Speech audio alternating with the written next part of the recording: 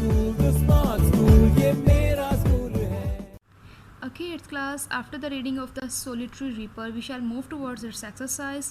Our first activity is understanding the poem. Answer the following questions. By the use of certain words in the first verse, the poet conveys a sense of solitude. लफ्ज़ों का इस्तेमाल करते हुए पहली verse में यानी first verse में पहली पोइट्री की लाइन में लफ्ज़ों का इस्तेमाल करते हुए उन्होंने हमें सेंस ऑफ सोलिट्यूड दी है कि वो तन्हा है. विच आर दीज वर्ड्स, ये लफ्ज़ कौन से हैं, ठीक है, जिनको उन्होंने यूज़ किए है, ठीक है students. And the answer is single in the field, solitary, by herself, alone and melancholy. ठीक है, he used these words and by using these words he gave us the sign that she is alone there. ठीक है, he gave us a sense that she is alone there. Who is the poet addressing when he says stop here or gently pass?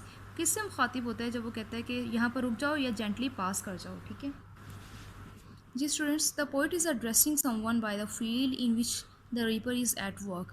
कोई बंदा है जिससे वो address होते हैं जो कि उस उन्हीं फील्ड्स में प्रेजेंट है जहाँ पर the solitary reaper is reaping and doing her work.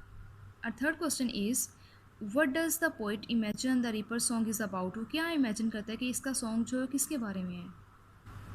He imagines it is to be about old, unhappy, far off things or a battle or a song of everyday affairs. ठीक है, वो इन सब चीज़ों के बारे में इमेजिन करता है कि लेकिन कंफर्म उसको नहीं पता है कि ये किसके बारे में है. What do you think the Nightingale's song is described as? Sorry, why do you think the Nightingale's song is described as welcome and the Cuckoo's song as thrilling. ठीक है, आपका क्या ख्याल है कि नाइटिंगेल के सॉन्ग को जो वेलकम सॉन्ग क्यों बोला गया है और कुकू के सॉन्ग को थ्रिलिंग सॉन्ग जो है वो क्यों बोला गया है. The nightingale's note is welcome as it tells travellers of rest and shade ahead. ठीक है, नाइटिंगेल के सॉन्ग को जो है वो वेलकमिंग सॉन्ग इसलिए बोला गया है क्योंकि वो यानी कि आगे शेड के बारे में ट्रैवलर्स को आगाह करती है. और जबकि कुकू के सॉन्ग को थ्रिलिंग इसलिए बोला गया है because it shows the excitement of the coming of spring, that is called the thrilling song. ठीक है, नेक्स्ट क्वेश्चन है students, how do we know, हमें कैसे पता चलता है that reaper song is not a joyous one, कि ये एक यानी कि खुशी वाला हैप्पी सॉन्ग नहीं है.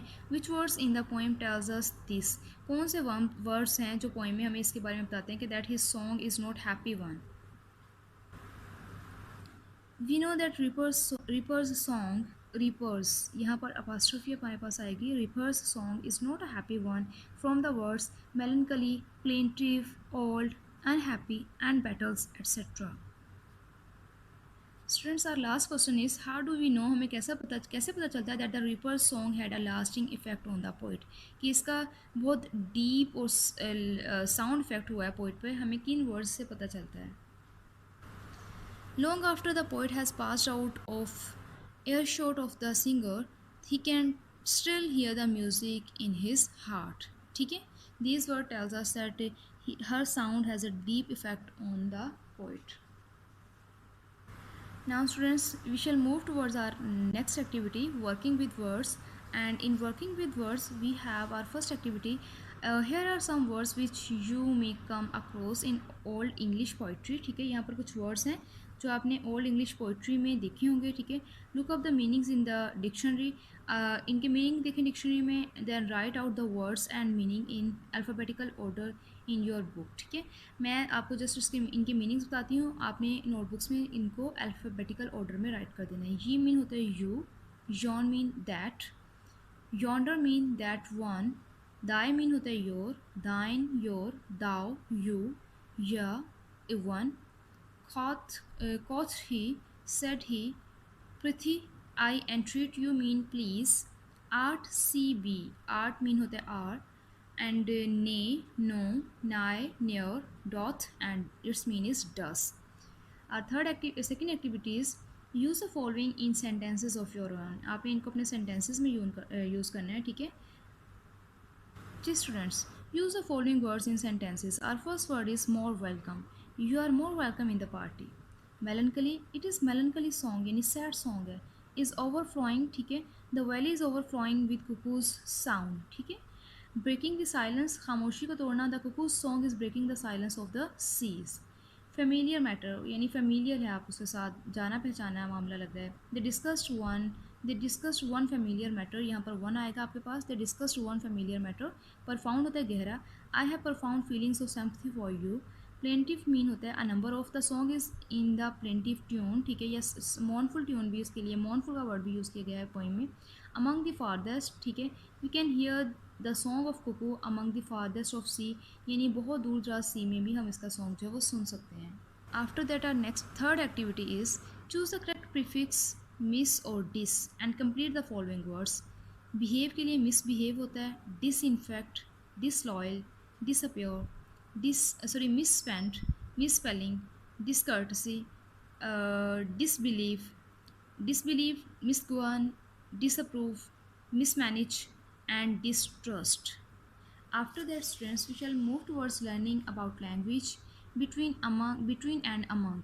Students, I want to make one thing clear that the word between is used between two person, ठीक है। between को हम वहाँ यूज़ करते हैं जहाँ पर बात जो है वो दो लोगों के दरमियान की है, लेकिन जहाँ पर बात दो लोगों से बढ़कर कुछ ज़्यादा लोगों के दरमियान में आ जाती है तो वहाँ पर हम बिटवीन का वर्ड यूज़ नहीं करते, बल्कि वहाँ पर हम अमंग का वर्ड यूज़ करते हैं। As we can say that the this thing was discussed between Ali and the algebraic problem was discussed between Ali and Ahmed. वो अली और अहमद के दरमियान में डिस्कस हुई, लेकिन अगर पूरी क्लास के दरमियान में डिस्कस हुई है तो हम कह सकेंगे दिस इशू या फिर the algebraic problem was discussed या फिर this problem was discussed among the class, ठीक है। ये पूरी प्रॉब्लम जो है वो पूरी क्लास के दरमियान डिस्कस हुई, ज़्यादा लोगों के दरमियान की बात के लिए हम अमंग का वर्ड यूज़ करते हैं। As you can see example here, the museum was shown on the map as a red dot between the 3 points of a triangle, ठीक है। Open warfare broke out between the 4 factions, ठीक है।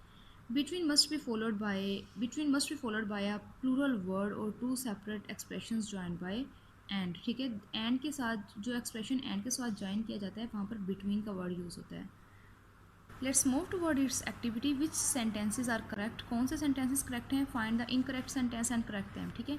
Adil went to the playground between every lesson, यानी हर lesson पहले और दूसरे के दरमियान जो है वो प्ले ग्राउंड किया। There should be no dispute between each member of the team, यानी मेंबर के टीम के सारे मेंबर्स के दरमियान की बात जो है उनके दरमियान कोई झगड़ा नहीं था, तो फिर आएगा among each member of the team, ठीक है।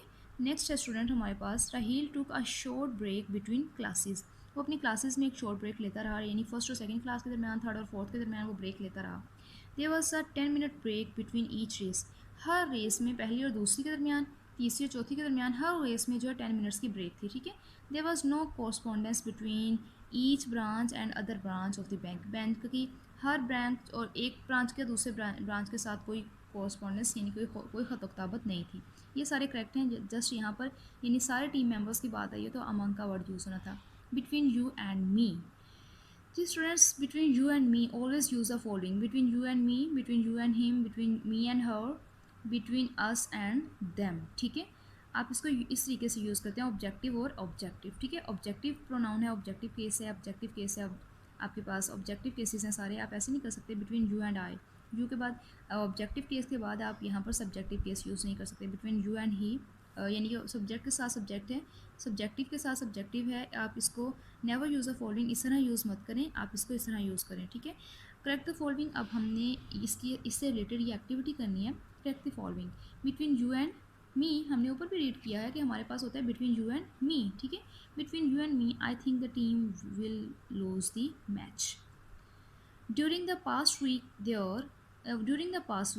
week, there has been a difference of opinion between he and I नहीं होगा, between him and me होगा, ठीक है। ऑब्जेक्ट्स को हम लोग यूज़ करेंगे, सब्जेक्ट्स जो है वो लास्ट पे यूज़ नहीं करते हम लोग, ठीक है। सब्जेक्टिव केस यूज़ नहीं करते। The debate between the teacher and me आएगा, ठीक है। Went on for an hour, between teacher and me, between teacher and I नहीं होता स्टूडेंट्स, हम कभी भी सब्जेक्टिव केस को यूज़ नहीं करते बिटवीन के बाद। There is really not much difference between, we and them नहीं आएगा, वी देम एंड अस आएगा, ठीक है। We between us and them आएगा, ठीक है।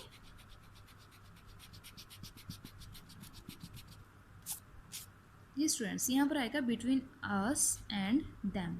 नेक्स्ट हमारे पास है the sweets The sweets should be shared equally between you and he नहीं आएगा, him आएगा. Ji students, it's all about your exercise and I hope you will prepare it for your test. Inshallah Taala. Allah Hafiz.